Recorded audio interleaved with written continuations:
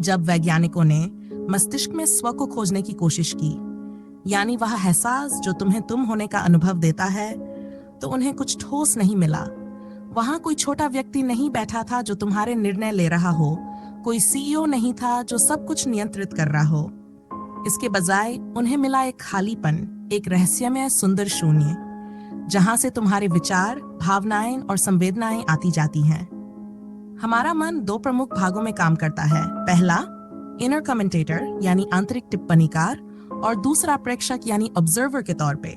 लेकिन अक्सर हम इनर कमेंटेटर को ही ऑब्जर्वर समझ बैठते हैं और यहीं से भ्रम की शुरुआत होती है। इनर कमेंटेटर के 3 रूप होते हैं। पहला, वर्णनकर्ता मोड यानी नैरेटर मोड। ये तुम्हारी हर गतिविधि का विवरण देता रहता है। अभी मैं बैठा हूं, अभी मैं सांस ले रहा हूं। दूसरा, आलोचक मोड यानी क्रिटिक मोड। ये तुम्हारी गलतियों पर ध्यान देता है और तुम्हें जज करता है। तुम ठीक से ध्यान नहीं कर रहे, तुम कभी सफल नहीं हो पाओगे। तीसरा, उत्साहवर्धक मोड यानी हाइप मोड। ये तुम्हें प्रेरित करता है, लेकिन कभी कभी अवास्तविक उम्मीदें भी बना देता है। तुम बहुत महान हो, तुम्हें हर हाल में जीतना चाहिए इत्यादि। इनर कमेंटेटर हमेशा कुछ न कुछ बोलता रहता है, तुम्हारी हर सोच और भाव पर टिप्पणी करता है। यही वह आवाज है जो तुम्हें अच्छा या बुरा महसूस कराती है, लेकिन इसे ऑब्जर्वर मत समझो। फिर असली ऑब्जर्वर कौन है? असली ऑब्जर्वर मौन रहता है। वह बस देखता है, वह सोचता नहीं, बस साक्षी बना रहता है। वह प्रतिक्रिया नहीं देता, बस निरीक्षण करता है। वह इनर कमेंटेटर को भी देखता है, लेकिन उसमें उलझता नहीं। अगर तुम ध्यान से देखो तो पाओगे कि ये ऑब्जर्वर केवल तुम्हारा नहीं है। जो जागरूकता तुम्हारे भीतर है, वही जागरूकता मेरे भीतर भी है, तुम्हारे पड़ोसी के भीतर भी, और किसी दूर देश में बैठे स्ट्रेंजर के भीतर भी। विचार, भावनाएं, अनुभव, ये सब बदलते रहते हैं, लेकिन जो इन सबको देख रहा है वह एक समान है, शाश्वत है। जब तुम इस आंतरिक शोर को हटा देते हो, तब महसूस कर पाते हो कि जिसे तुम बहस कर रहे हो, जिसे प्रेम कर रहे हो, वह भी उसी जागरूकता से प्रेरित है जो तुम्हें जीवंत बनाए हुए है। इनर कमेंटेटर तुम्हारी परवरिश, समाज, डर और इच्छाओं से प्रभावित होता है। ये तुम्हारे अतीत का उत्पाद है और बार बार उन्हीं पुराने पैटर्न को दोहराता रहता है। लेकिन ऑब्जर्वर इन सबसे परे है।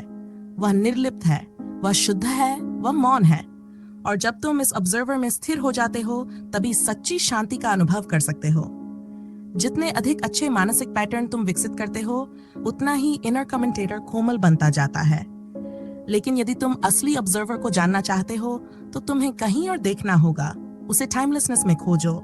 वह न तुम्हारे अतीत में उलझा है और न ही तुम्हारे भविष्य की चिंता करता है। वह केवल इस क्षण में होता है। जब इनर कमेंटेटर बोलता है तो ऑब्जर्वर मौन रहता है। जब इनर कमेंटेटर विश्लेषण करता है तो ऑब्जर्वर बस साक्षी बना रहता है।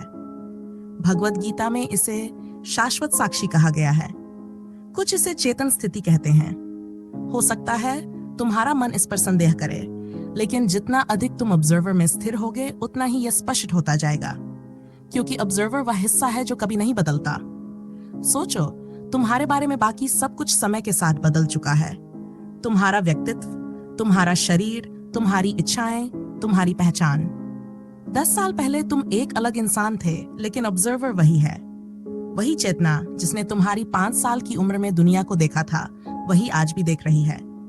इसका अर्थ यह है कि तुम में एक ऐसा अंश है जो समय से परे है, जो आहत से अछूता है, जो तुम्हारे मन की बनाई कहानियों से मुक्त है। यह सिर्फ एक मानसिक अवधारणा नहीं, बल्कि एक गहरी सच्चाई है। यह वही जागरूकता है जिसने ब्रह्मांड को जन्म लेते देखा। वही मौन है जो सितारों की शांति में प्रतिबिंबित होता है। तुम तो हमेशा से यहाँ थे। ऑब्जर्वर कोई आधुनिक माइंडफुलनेस की अवधारणा नहीं है, यह प्राचीन है। इसे इतिहास के महानतम विचारकों ने भी पहचाना है।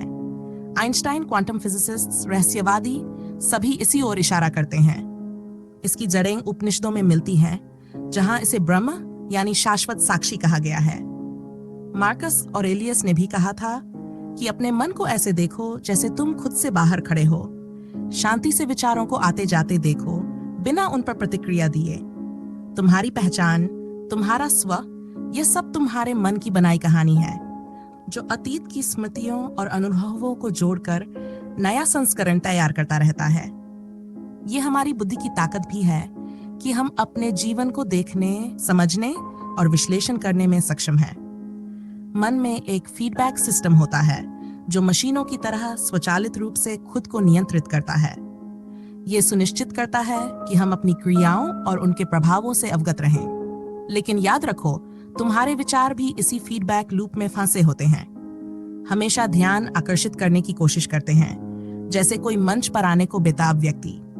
लेकिन जब तुम ऑब्जर्वर के रूप में टिके रहना सीख जाते हो, तो तुम्हारे विचार बैकग्राउंड नॉइज जैसे लगने लगते हैं, जैसे किसी स्टेशन का हल्का गूंजता हुआ कोलाहल। अब तुम्हारे लिए अगला कदम है ऑब्जर्वर को अपना डिफॉल्ट मोड बना लो। यह प्रक्रिया सरल है। जितना अधिक तुम ऑब्जर्वर को पहचानोगे, उतना ही वह स्वाभाविक होता जाएगा।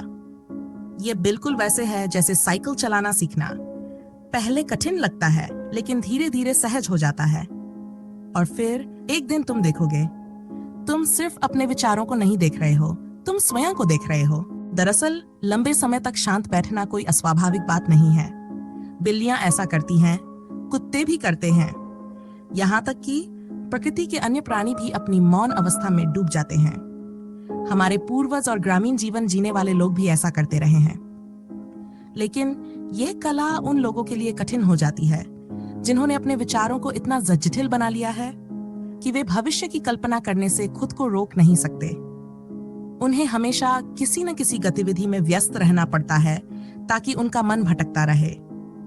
लेकिन अगर कोई व्यक्ति शांत बैठकर केवल देखने में सक्षम नहीं है, तो वह जीवन के सबसे गहरे अनुभवों को खो देता है, क्योंकि दुनिया को केवल सोचकर या कुछ करके ही नहीं समझा जा सकता। इसे प्रत्यक्ष अनुभव भी करना होता है, और उस अनुभव को जल्दबाजी में निष्कर्ष तक पहुंचाने के बजाय उसे पूरी तरह जीना पड़ता है। ऑब्जर्वर तक पहुंचने के लिए हमें नो माइंड की अवस्था में प्रवेश करना होता है। नो माइंडनेस का अर्थ है पूरे मन का उपयोग करना, लेकिन उसे पकड़े बिना, जैसे हम अपनी आंखों से देखते हैं लेकिन हर चीज को समझने या नियंत्रित करने की कोशिश नहीं करते। ऑब्जर्वर कोई रहस्यमय अस्तित्व नहीं है जिसे केवल साधक ही पा सकते हैं। बौद्ध परंपरा में मनुष्य की 4 प्रमुख अवस्थाएं, चलना, खड़ा रहना, बैठना और लेटना, को 4 गरिमाएं कहा जाता है, क्योंकि यही वे भंगिमाएं हैं जिनमें बोधिसत्व अपने शरीर में स्थित रहता है। इसका अर्थ है कि जागरूकता किसी विशेष परिस्थिति की मोहताज नहीं, बल्कि यह हर क्षण उपलब्ध है। कल की चिंता किए बिना हर क्षण को पूरी तरह जीना चाहिए। लेकिन मनुष्य अपने ही मन को भूल जाने से डरता है। उसे लगता है कि यदि उसने अपने विचारों का सहारा छोड़ दिया तो वह किसी अंधकार में गिर जाएगा। लेकिन वह यह नहीं जानता कि यह अंधकार वास्तव में शून्यता नहीं है, बल्कि यह तो दिव्यता का वास्तविक क्षेत्र है। इसे खोजा या चाहा नहीं जा सकता, न ही इसे बुद्धि से समझा जा सकता है। इसे शब्दों में व्यक्त नहीं किया जा सकता, न ही इसे भौतिक रूप से छुआ जा सकता है, और न ही इसे किसी पुण्यकर्म के माध्यम से प्राप्त किया जा सकता है। लेकिन जब कोई पूरी तरह समर्पण करता है, तब सच्चे जागरण की प्रक्रिया शुरू होती है। इसमें विलीन होना ही अनंत में घुल जाना है, और यह समझना कि हम कभी अलग थे ही नहीं। शून्य केवल रिक्तता नहीं है, बल्कि यह संपूर्ण अस्तित्व की कोख है। यही वह स्रोत है जहां से विचार, रूप और स्वयं समय का जन्म होता है।